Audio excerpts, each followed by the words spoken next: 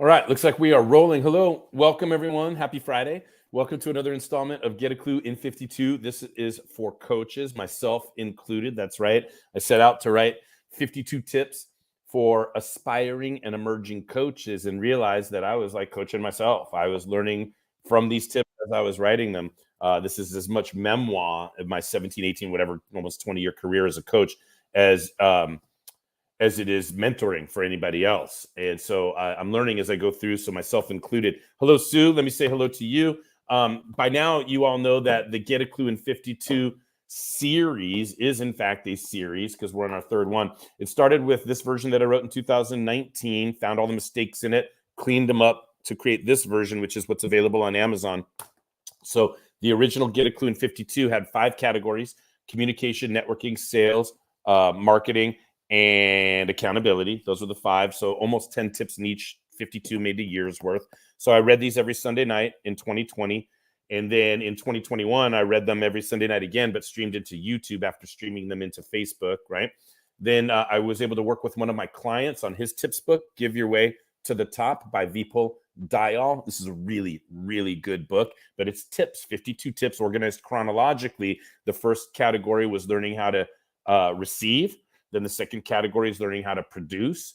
Then the third category is learning how to lead others in their production. Fourth category was learning how to protect what's been produced. And then, of course, the fifth category is serving and giving back, right? Give your way to the top. Very incredible tips book that I was able to join Vipul every Tuesday night when he read his tips in 2021. We did that. And then we both got to the end of our tip and he said, what do we do now? And it was kind of funny. So I said, well, let's do another Get a Clue in 52, but let's do the entrepreneur version. And so that's the second in the series is all 5 categories related to being an entrepreneur. So the 5 categories were personal branding, business acumen, business ownership, leadership and influence, and work-life balance. So we read every Tuesday night, we read a tip from my branding into my social media channel. And then we read a tip from his branding into his same book, just different, right? It was a very fun, co-branded, co-marketed project. So that got me to this year. I'm like, all right, well, I want to do another Get a Clue in 52. What's going to be the theme? What's the logical relationship between my categories? What's the tie that binds all 52 tips that I want to give in 2023? And it's for coaches, aspiring and emerging coaches. I found myself last year on the board of California coaches and was instrumental in helping form a merger between California Coaches and the Professional Coaches Alliance, where I now sit on the board as VP of Communication in the Professional Coaches Alliance. And this is the year that I'm really focused on giving back to aspiring and emerging coaches and giving my contributions to coaching as a profession, a trade, or a skill set that you put in your toolbox in whatever other profession that you may have. So the focus in the writing is about building your career as a coach, building an income as a coach, making money as a coach. But all of these tips are mappable or transferable to any other aspect of leadership that you can imagine. So there we go. We've set the stage, and I want to go ahead and welcome you if you're watching out there or watching a recording of this. But let me just go ahead and say welcome, Sue. Hi, Sue. Let me welcome you to Get a Clue in 52 for Coaches. Happy Friday. How are things going for you? Really good, thank you. Yeah. All right. I want you to know I appreciate you being here, because I would do these if nobody was here. I would just talk into the camera as if there's a million people on. But I just want to take a moment before I get into my rhythms of resetting and setting up for today's tip. Wanted to take a proper moment to acknowledge you and thank you for being here to make it interactive, Pleasure. Live, etc. And the one eyeball that I see, whoever's watching live, hello, hello, hello. We're going to get into today's tip. So I want you to know that the book, of course, is dedicated to my family. Everything that I do is dedicated to my wife and kids. I'm a very, very, very lucky man. I also want to thank Troy Hoffman, who wrote the foreword for the book, Get a Clue in 52. He's a very successful man in his own right. Very good student of personal professional growth. He used to like drive the speakers at conferences. You know, he would volunteer to pick up people at the airport just so he could have extra time with them. You know, I'll pick up the speaker and drive them to the event, right? Very crafty. I see Margot's coming on board here. Let me get her in here. Hey, Margot, what's happening? Happy Friday to you. I'm doing my review and my reset, so we'll get into the dialogue really quickly here.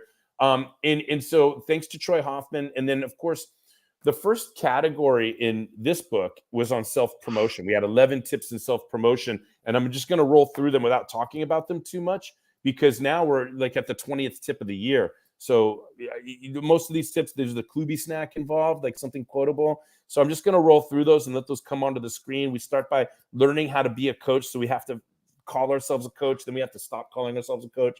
On and on in the world of self-promotion.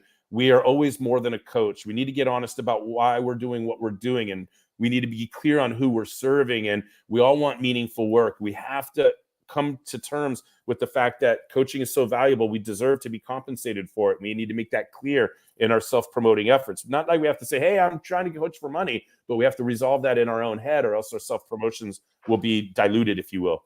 Not 100% true and authentic if we're never owning the fact that we deserve to be compensated for our coaching, and that's what we're doing. Now, not all coaches, Margot's trying to get on board here. Let's see if she comes back.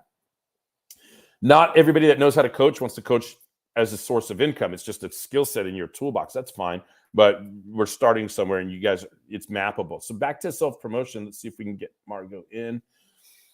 We'll see if she comes on board. So then, when we're self-promoting, I get to the, networking questions, whether you're promoting by speaking or networking or advertising or volunteering or whatever the case may be, it's all self-promotion. And we arrive at the last tip in this section is where I really want to slow down and do spend some time. The concept of 2 pink spoons, right? Little pink spoons. Baskin Robbins, we know that we can taste the ice cream for free. And if we taste it, they know that we're more likely to buy ice cream if we can get a good taste, a good sample. So what does that look like when it comes to coaching? How do people sample coaching? Especially if we, right? So what I realized early in my career was that if they're going to sample coaching, they have to sample accountability. So I can't offer 1 session, I have to offer 2. There's all these other reasons why I offer 2 complimentary sessions instead of 1, 0, or more than 2, right? But one of the primary reasons is I have no chance it's giving anybody the test drive or the little pink spoon of accountability unless they commit to something in 1 session that they're held accountable to in the 2nd session. I'll never forget one of my very best friends on the planet, Brian Trachel, who is one of the reasons I'm coaching as a profession and I'm in the game. He said, Jeff, how can you give 2 sessions away? You can't do that. You can't afford to do that. I remember when I told him, I said, hey, I'm going to do 2 sessions. I remember him telling me, he's like, how can you afford to do that? You're going to give him 2.5 hours of free coaching. You're going to go broke doing that. And now all these years later, I'm a world-class coach and made 6 figures several times over, and people, pay me to talk to me still. So I'm on to something here. It's kind of fun, the whole little pink spoon thing. So when we get into the 2nd section of Get a Klu in 52, this section of tips is all about how do we offer these 2 complimentary coaching sessions. Self-promotion ended with the 11th tip is make sure you have a demonstration, a test drive, or something equivalent to a little pink spoon, right? In self-promoting, like, hey, you don't have to take my word for it. I'll show you how this works. You don't have to take my word for it. Step right over here and let me show you. So that's part of self-promotion, but it transitions us into the actual technique, the strategy of conducting 2 complimentary sessions. And so as I review the tips in this category, the very first thing that we have to resolve is mentally, we don't want to build a mansion on top of quicksand. So we have to resolve mentally that it's all about me, it's not about me dilemma that all of us have, because we care about people. We love people. We don't want to coach at all if we didn't care about helping people, if we didn't believe we could help people. So that's a big part of it. But we're not going to be very successful as a coach if we don't earn an income, right? Secure your mask first, the whole thing. So it's both all about us. You have to stay focused when you're getting ready to deliver complimentary coaching on the intent, the purpose of that, which is to get a client, to get somebody enrolled or engaged. You cannot be so selfless that you lose track of that focus. You're going to be out of business, or you're going to be struggling. You're going to be, right? Like so many coaches do. I heard a stat 10 years ago that 90% of everybody that calls themselves a coach makes less than $40,000 a year coaching. So you're going to be one of those people if you never really focused on enrolling. That's the purpose of the complimentary session, is to get somebody a sample of coaching so that they can make a confident decision. If we ever lose sight of the fact that they're going to make a decision to either enroll or not enroll in coaching, if we lose sight of that and we just start coaching everything that moves and it's all about them, and I love helping people, but I really wanted to help, and I really wanted to help, and I really wanted to help, you're not securing your mask first, you're not going to be helping anybody, right? So we have to resolve it's all about us, it's not about us, and we have to bring those into balance and make peace with that. That's number 1. Number 2 is we have to set expectations. And when I say set expectations, I mean all of them, right? What's the session going to be like? How much time should I budget? How do you prepare for the session? Are you prepared? Do you want to Do you want to Zoom? Do you want to record it? Do you want to have something to write with? Is there anything that you can read ahead of the session? And by the way, to me, I just tell people, just show up on time. That's really all you need. I'll handle the rest, right? But what I'm really getting at here when I say all of them is set the expectation that after complimentary coaching, you are going to make a decision whether or not you want me to be your coach. If you never communicate the expectation that at the end of complimentary coaching, they're going to have a decision to make. If you never communicate that, you're building a mansion on top of quicksand. You have to set all of the expectations. So I talk about, hey, budget 90 minutes for the first session, budget 60 minutes for the second session. You only get the second session if you like the first session. And at the end of 2 sessions, I'm going to ask you if you want me to be your coach. And you're probably going to know what the answer is based on your experience in the 2.5 hours that I'm willing to give you freely. All right. So here we go. Next, you want to build authentic rapport. When you actually begin, when you actually start the coaching session, the very first thing you need to do is do whatever it takes. Take as much time as you need to build authentic rapport. Because for that session to have any value at all, you're going to have to ask tougher questions later on. And you're going to get better answers to the tougher questions if you take the time up front to build the rapport that you need to build to get the most honest answers you could possibly get. You may not get the most answers that are possible, but you're not going to get the most honest answers you could possibly get without building rapport. Okay.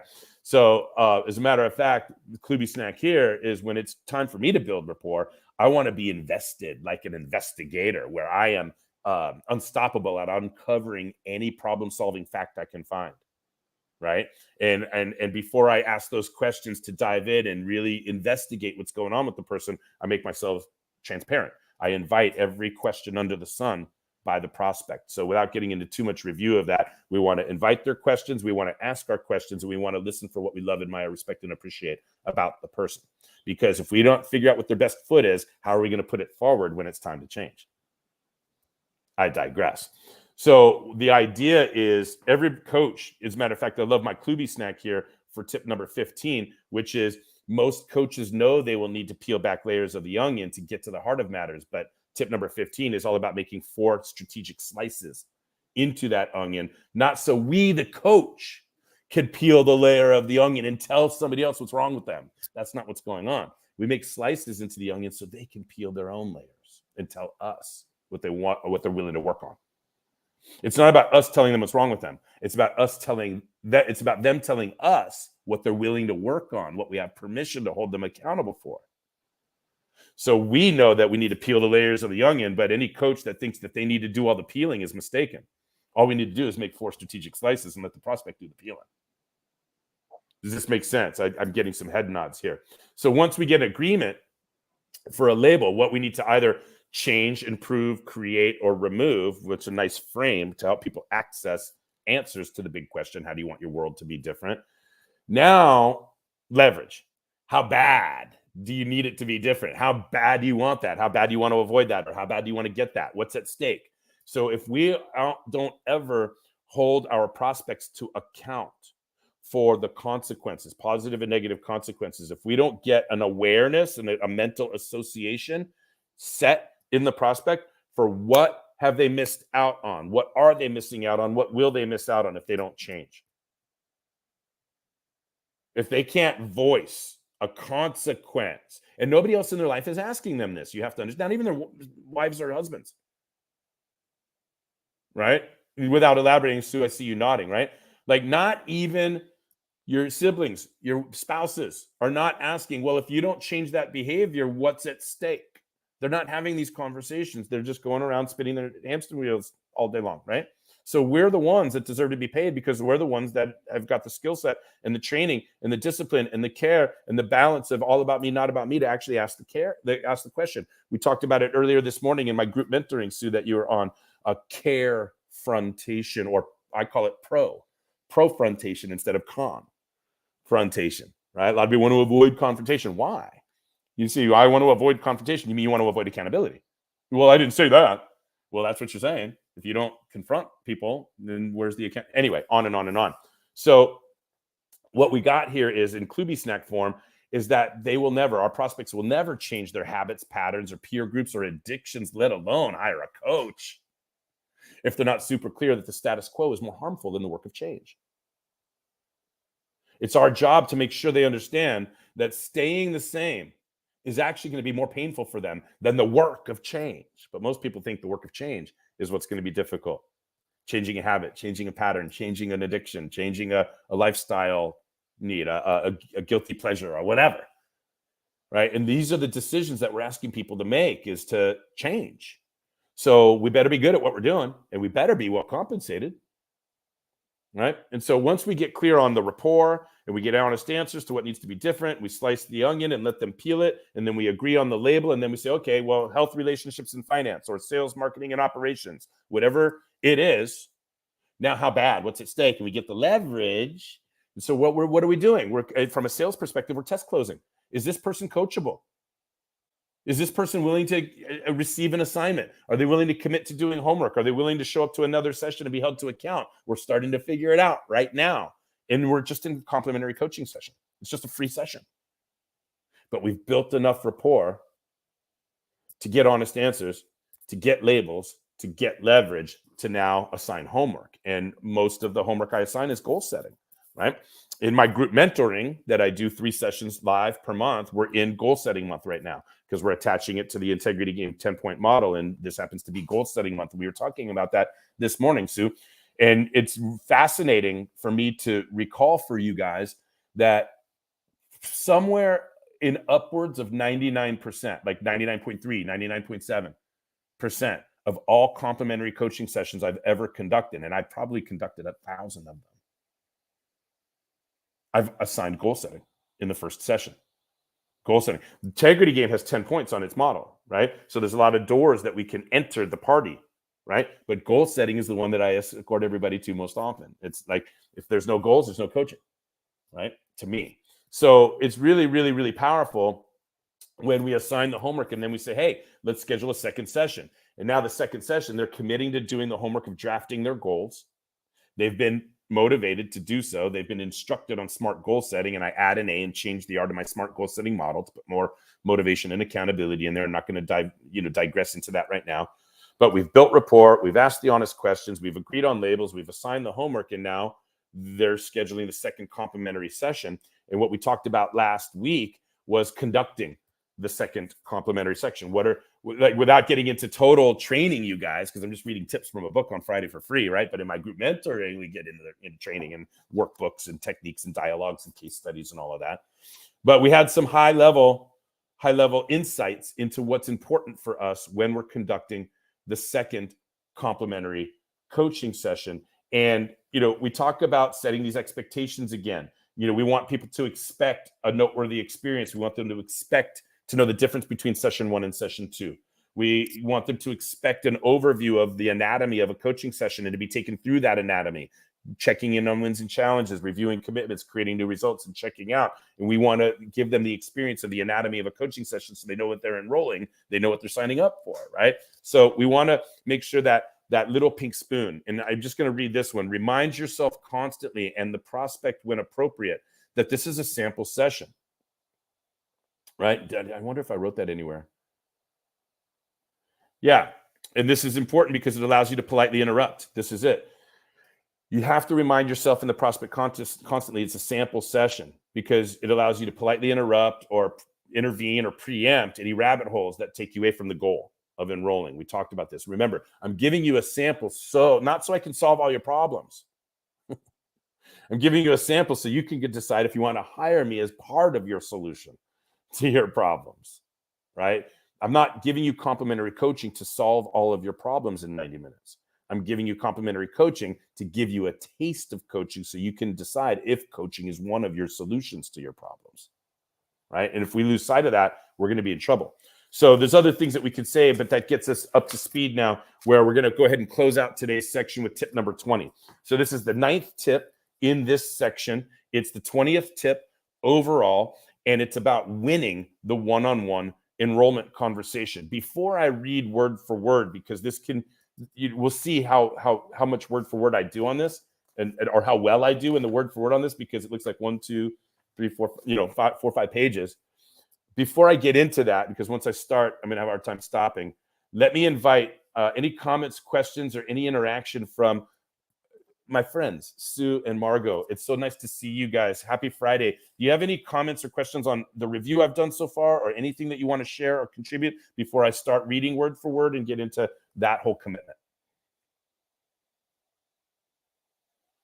No? Okay. All right, then. No, no comments from me at this stage. All right, wonderful. So let's go ahead and get into this. Winning one-on-one enrollment. You got the stage is set, right? We promoted ourselves, including the ability to offer 2 complimentary sessions. We resolved the me versus them challenge. We built authentic rapport. We found out what needs to be different. We got leverage. We assigned goal setting. We've conducted a second complimentary session, which is really a preview for what they're enrolling in. And now we're at the end. It's time for us to win the one-on-one enrollment conversation. Here we go on page 81, if you're following along at home. Happy Friday. Here we go. When I've done a really good job conducting both comp sessions, the prospect will usually initiate the enrollment conversation by asking, quote, okay, how does it work from here? Or, quote, what's next? Or my favorite, okay, what is this going to cost me? Be ready for your response to any of those promptings the prospect will make to hire you after doing a great job, giving a great pink spoon of comp coaching. If they do not initiate, I simply ask them at the end if they want me to be their coach. It may sound like this. To wrap up, in our last 2.5 hours of coaching, we have gotten to know each other fairly well, identified the major areas that need to be different, learned goal setting, and drafted at least one SMART goal that you are now on your way to achieving, having committed to your first action item. You have 2 other goals to calibrate, and we can get into powerful action around those when you do. We also know what is at stake if you go back to how things were before we started coaching. So today was all about helping you see what's in store if you continue with coaching. All that is left for me to ask is, do you want to proceed in coaching? Do you want me to be your coach? And all of that was even too wordy. It doesn't have to be all of that. You don't have to remind them about everything, even though, right, you're reminding them, hey, we spent 2.5 hours together. Right? It's 2 sessions. You've gotten clear on what you want. You've calibrated that into a goal. You've made a commitment to the next action item. How can you go back to your old life is what you're really asking them, right? But very simply, all right, we've done 2.5 hours worth of coaching. You know how coaching works now. You have a sense of who I am as a coach. You've drafted goals. You've made some commitments. You got a feel for all of this. Do you want me to be your coach? And I just want the world to like say it with me. Do you want me to be your coach? We have to get comfortable. All right, here we go. When either they initiate it or say any form of yes when I do, I simply tell them that all we need is 5 minutes to have an enrollment conversation and customize a program for you. It's in quotes right there. You say it with me if you're practicing at home. All we need is 5 minutes to have an enrollment conversation and customize a program for you. There's so much I can make a note there. There's so much to come back to. A lot of times coaches think, well, I need to set my programs and set my pricing and and then you take all of this time to decide what your coaching program is. And then you try to get somebody into something that you've already predetermined before you've even done a complimentary session with somebody. I'm a much greater fan of having some parameters that you can customize in every situation around. Bless you, Margot, if that was a sneeze. All right, here we go. It was a lot of trial and error, fumbling my way through enrollment conversations before I came up with the following approach. When I was starting out, I was afraid to create a preset package with predetermined pricing because what if they don't want that much or need more or can't afford that or won't take me seriously because I'm not charging enough, quote unquote. Does any of that sound familiar to you coaches out there, right? I'll read it again. When I was starting out, I was afraid to create a preset package with predetermined pricing because, quote, what if they don't want that much or need more or can't afford that or won't take me serious because I'm not charging enough, end quote. And all of those questions of doubt that have fallen away over the years. The following is a summary of how I structured one-on-one coaching enrollment conversations in the early years of growing my coaching practice. Things have evolved to the point where I don't do this as often as I used to, but I still teach and mentor other coaches on using this structure to win the game of one-on-one enrollment. Once it is agreed, and by the way, just real quick, the only reason I don't is because sometimes people are referred to me and there's no complimentary coaching necessary with the way the referral comes in, and my reputation speaks for itself. They've seen tons of videos. They've seen me speak. Whatever it is. So, but I'm talking about building my practice when I had to establish myself as a world-class coach. I'm talking about back in 2007, 8, 9, 10. Anyway, here we go. Once it is agreed that we're moving forward from the end of comp coaching into the enrollment conversation, meaning I want I want the prospect to be clear and acknowledge that we are now having an enrollment conversation. You guys see how careful I am about that? Let's make sure I don't want to make an assumptions. Every step of the way, I need the prospect to say, yes, yes, yes, I want to be, yes, let's have the conversation. Yes, I'm aware that you don't want to build a mansion on top of quicksand. So it's important to get confirmations and feedback every step of the way. So you know you have permission, and so you can be 100% confident and not be in any doubt whatsoever. If you have any doubt, any hesitation, any reservation when it's time for you to enroll somebody in coaching, shame on you, because they need coaching. And if they don't get it from you, they're going to go get it from somebody less capable than you. So shame on you if you don't enroll them, because they're either going to go without it or they're going to go get it from somebody not as good as you. Okay, let me go back to my word for word here. I want the prospect to be clear and acknowledge that we are now having an enrollment conversation. It will sound a little like this, quote, okay, when people hire me as their coach, there are a couple of things that are mandatory, and then there are a couple of variables. Let's go over what is mandatory and then customize your variables, okay? Very simple. There's what's mandatory. If you want me to be your coach, there's some things that are mandatory, and then there's some variables. So let's cover what's mandatory, and then we'll customize your variables. Can you feel how that sets up in the mind of the prospect? Right? It's like with my kids. Like, hey, it's time for bed. Do you want to walk upstairs on your own, or would you like me to carry you? They have that choice, but what's mandatory is it's time for bed. You guys understand? There's so much technique in all of this. Here we go. Mandatory. I came up with 3 things that would be mandatory, and only one of them involves money. There's a lot of strategy built into these 3 things that I hope to discuss with you during my tip reading, training, or mentoring sessions. But number 1, a one-time intake fee. This comes with a set of behavioral assessments. I use DISC and motivators, a debrief session just to go over the assessments and do a SWOT analysis, and covers the admin expense of setting up the contract and inputting the new client into the system. When I started coaching back in 2007, this was $150. So it would sound a little like this, all right, there's 3 things that are mandatory, and then we'll customize your variable. One thing that's mandatory is a $150 intake fee. With that, you get a set of behavioral assessments. We'll do a separate session. We'll record it. You'll have that. And then I would listen if they would go, $150, you're crazy. And then I knew, right? Or if they did, you know what I mean? I'm starting to evaluate, take their temperature, right? There's been times, very rarely, where somebody's like, well, I want to hire you as the coach. I can do the 150 for the assessments, but I'm not ready to customize a coaching session program yet. Fine. Let's do the assessments. Let's get you into the system. Now I'm your coach. Even though you haven't committed to a program, it's an intake, right? There's one step. I created this one step. Do you want to be a client? Do you want to come on board? 2 sessions. It's up to 2, then we're through. So after 2 sessions, not only keep coaching. That's it. Right? If you want to keep working, you got to become a client. Got to come on board. I need to know your behavioral assessments. I need on and on. So you guys get the idea. That's number 1. The first thing that's mandatory is there's got to be an intake fee that covers my admin for getting them into the system. But what do I give in exchange for that commitment? A set of behavioral assessments and an extra session just to go over behavioral assessments. Okay. Number 2. Minimum session commitment. When I started coaching, I asked for a 3-month commitment, but over the years, I started changing it to a minimum of 6 sessions, regardless of how long it takes them to complete them. If you have questions for me about that later, I'll entertain those, right? That's a lot for mentoring and deeper training. But let me keep reading word for word. Number 3, maximum mental commitment. I learned early on from my training and first several clients that keeping them in the game is as important as getting them into the game in the first place. See the screenshot of my retainer agreement that highlights, and by the way, I don't know if I ever included that screenshot as I read this now. So if you're watching and you want to see a screenshot of my retainer agreement when somebody enrolls in coaching with me and I agree to, I have them initial, there's about 10 statements. I agree to being confronted. I agree to the process of motivation plus accountability equals results. I agree to be 100% accountable to my own results. I agree to indemnify Jeff and hold harmless because of my decisions as a result of this engagement, right? I agree to show up on time. I agree to, right? You got to be in. So the way it works is there are 3 things that are mandatory if you want me to be your coach. Number 1, there's an intake fee, which makes you a client. Number 2, you have to commit to a minimum of 6 sessions. Number 3, you got to be in it to win it. You're going to have to initial a series of commitments. And if you're not willing to do those things, then I'm not your coach.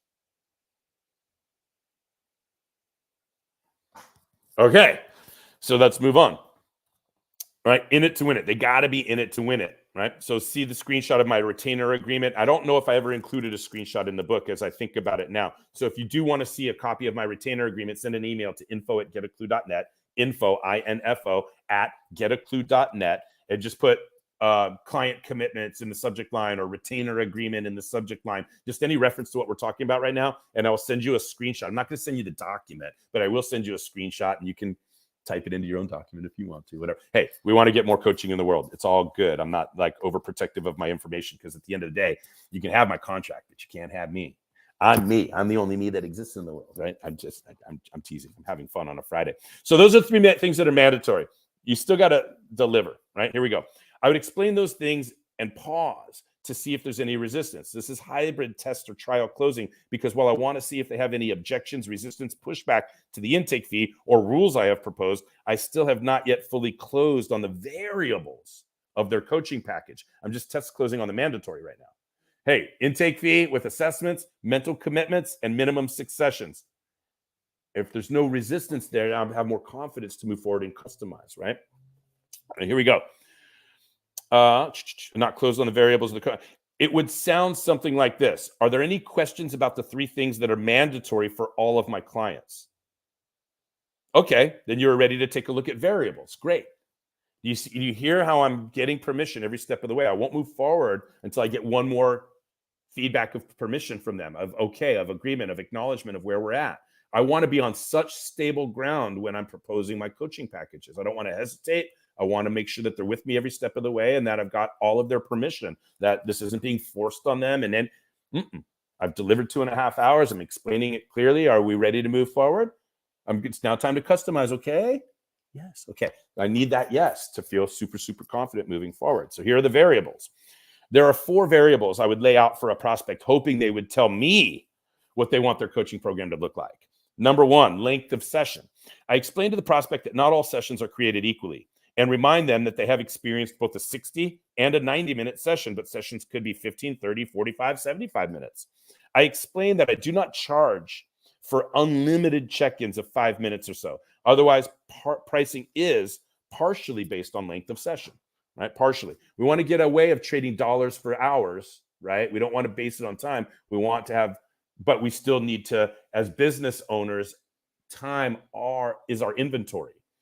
So every 15-minute increment is a unit of our inventory. It's right, billable hours, right? So there's, whether it's a consulting firm or a lawyer, a legal, a law practice, the idea of billable hours, every hour in our practice needs to be accounted for when we talk about business side of it. We're not talking about the business side of it yet, but we will in the last 12 tips. My point is length of session, while we don't want to totally price based on time, we do have to take it into account because it is a function of our inventory. Okay.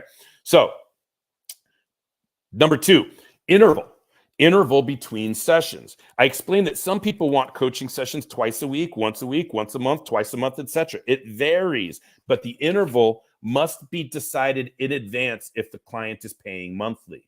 If paying for a block bank package of sessions up front, the interval is totally up to the client. So I'm going to stop reading word for word, and they're going to say, well, I want to coach every other week for 6 months.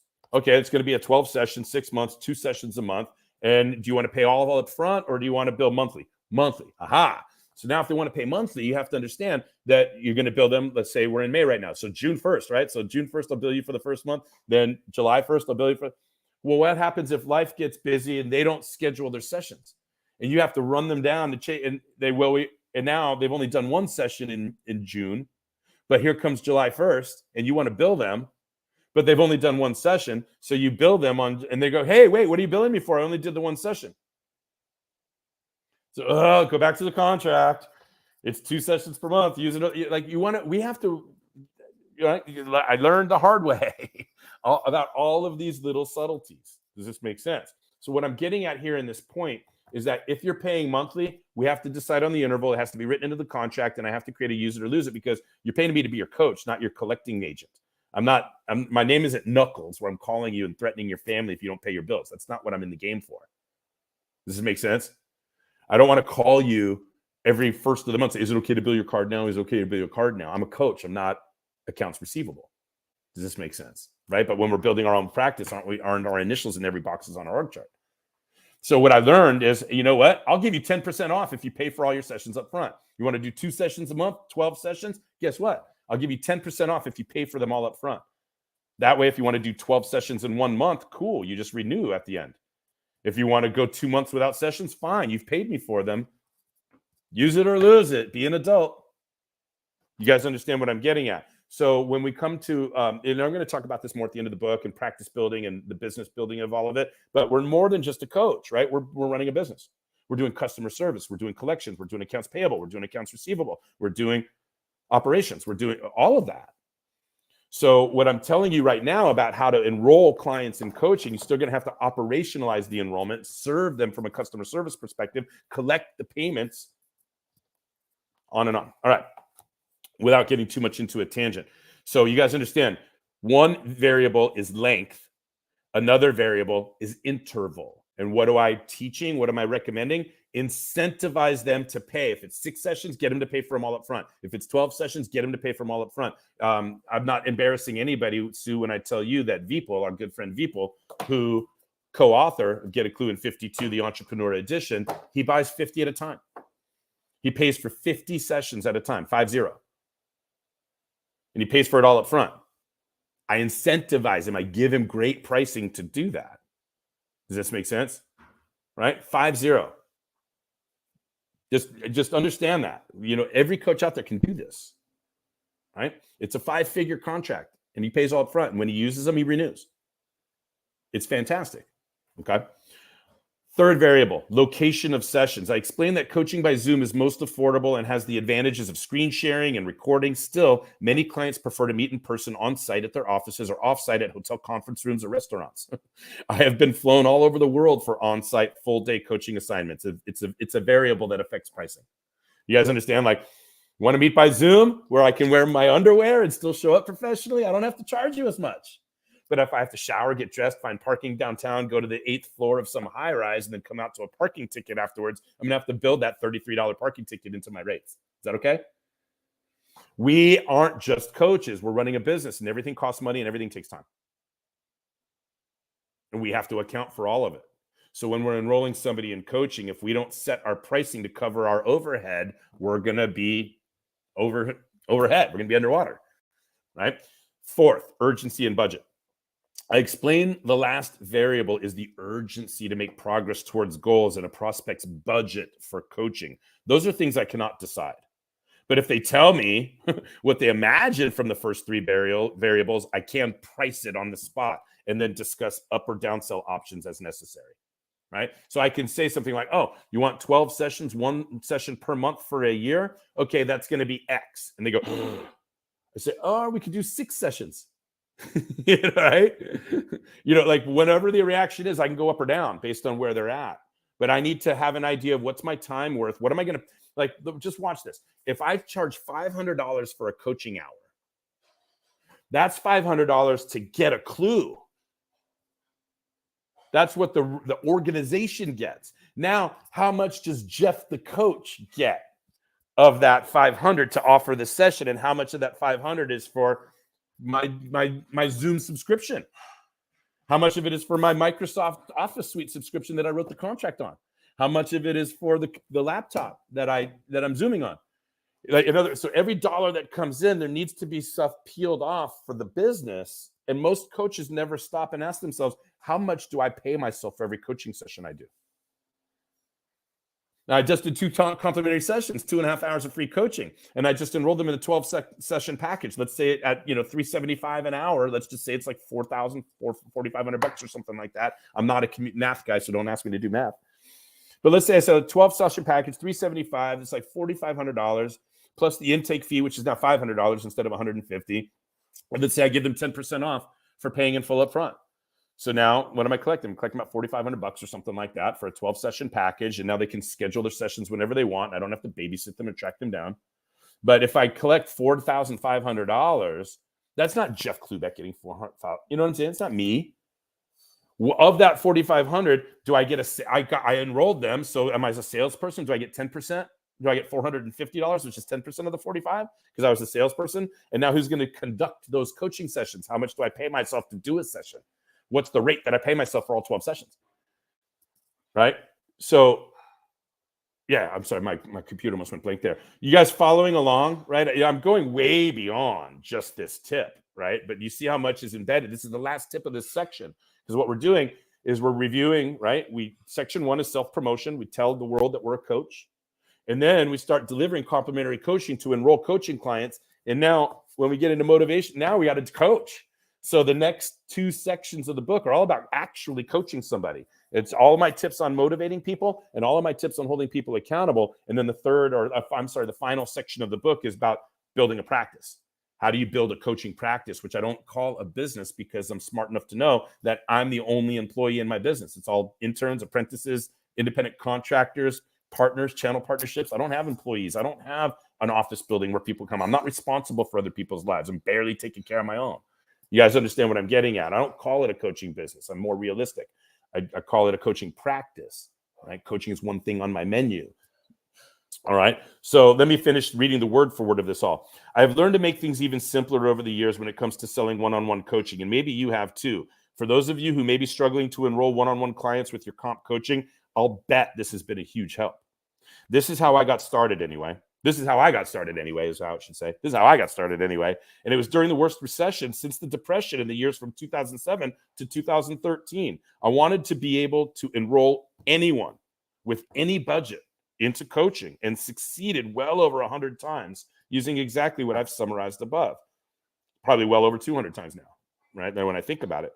Again, I still teach and mentor emerging coaches on how to use the structure and dialogues above to win one-on-one enrollment conversations. The key is earning enrollment wins with compelling pink spoonfuls of comp coaching. There you go. There it is. Not only is today's tip complete, this section is complete and 2 sections are down. We're 40% of our way through the year. Can you believe it? 20 tips, 20 weeks. Where is 2023 going? I'll open it up for comments or questions. Sue or Margot, what say you guys? Do you have any feedback on any of this?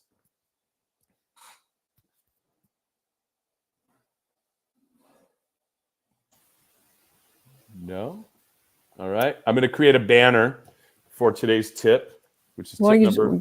Yeah, while you're doing that, I was just going to say, I think as a summary, it's that last sentence is so key, that it's or the result that you get out of this section is that earning enrollment wins with compelling pink spoonful of comp coaching. And it's a tongue twister, right? Yeah, it's a compelling pink spoonsful, or what? Right? Compelling pink spoonsful or spoonfuls. But yeah, keep going. Yeah, just the framework you've provided to do that is, and the structure is incredibly helpful and powerful. Yeah, it's. Go ahead, Margot. Go ahead. I think for newer coaches, going through the thought process of where do the fees go is critical, because I remember sort of understanding that I had to cover my costs, but when I actually got into it, I wasn't thinking, oh, it's my the domain names that I've got, it's my LinkedIn subscription, it's that, there's so many other things that go into the things that I need in order to conduct my business, that it was like, oh, I really am not charging enough. Yeah, so I learned the hard way. I think it's an important conversation for new coaches to have, to think about, what do I need to cover my nut? And then what am I going to pay myself? Yeah, most coaches don't pay themselves. They just, they if they get any income at all, it just goes into the bucket and they live off of it. But there's no, you know what I mean? Like, I've never done this. I've never submitted a timesheet to myself. Yeah. I've never said, hey, Jeff, here's all the sessions I did and pay me X for every single one of them. I've never had that conversation with myself. I'm being very real and transparent about what we deal with and what we need to consider. And I don't have it all figured out either.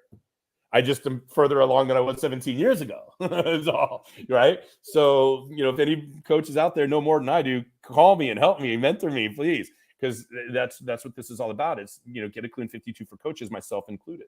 I'm struggling with all of these things today, but I figured out how to enroll clients. I figured out how to make six figures several years over. I figured out how to be assigned, coaching assignments all over the world. I figured all of that out. So I've got something to share with people, but I don't for 1 second think I have it all figured out. I'm dying to learn more, or living to learn more, I should say. What else say you guys about today's, because it's not just today's tip is winning the one-on-one enrollment and taking them through all right, we've done 2 sessions. Now, do you want me to be your coach? If so, we just need 5 minutes to talk about what's mandatory and talk about what's variable. Very simple. Here's what's mandatory and here's what's variable. And that's, nobody taught me that. I made that up, right? Because what I was taught in my coaches training didn't work. It was icky, kind of, you know what I mean? It was snake oily and find the wound and get the wound and scripted. And it didn't work for me. Right. And so I was like, oh no, I invested in coaches training. Oh no. My wife was like, you did what? Here I am in the coaches training program. And I can never forget the piercing of my eardrum. You did what? I'm like, oh shit. Now I can't explain. I know what I'm doing, but how do I explain to my wife what's a coach? What are you talking about? You did what? Now I have to learn how to make money as a coach or else my marriage is on the line. That's some good incentive. Necessity breeds invention. And the panic that I was in when they told me in my coaches training, hey, we need somebody like you to coach our people. And I got into the training and realized I was going to have to eat what I killed. They weren't going to assign people to me. They weren't just going to say, here you go, you get to make money now. I was going to have to enroll everybody. And then I got into even more panic when the script that they were teaching me, hey, you should be able to enroll anybody coaching inside of 40 minutes. Just follow the script. I'm like, can you imagine me following a script, Margot? That's funny, first of all. Second of all, right? Me following a script. Like, you're going to hold me to a word for word? I'm too all over the place, right?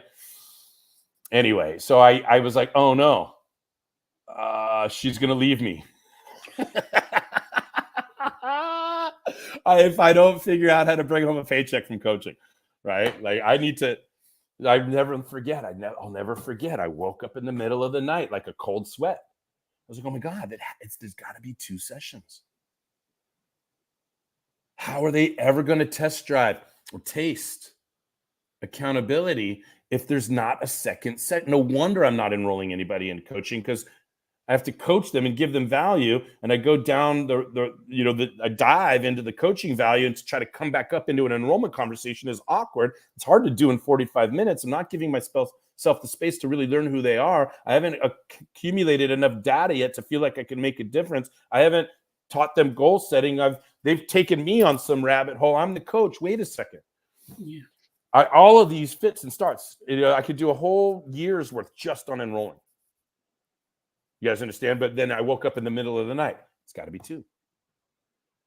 If I could take my time and really get to know them, really get some clarity on what they want, give them the assignment of homework, which allows me to demonstrate my subject matter expertise in this area. I could talk about specific, measurable, achievable motivation and in laying out smart goal setting. Then in the second session, I get to actually run them through a sample session so they can see. So this session's different. We got to build rapport, but the second session, you're going to see exactly what you're going to expect when you enroll in coaching with me. And it all came to me. And then it was just a matter of typing it up and putting it in a training form and starting to train people around it. And next thing you know, I'm a world-class coach going all over the world and making 6 figures and on and on and on. So am I saying it'll work for you just because it worked for me? Yes, I am saying that. Sorry. What else? What other comments or questions? Anything, you guys. I'm really excited about all of this. We're not just doing tip number 20. We're closing out the second section.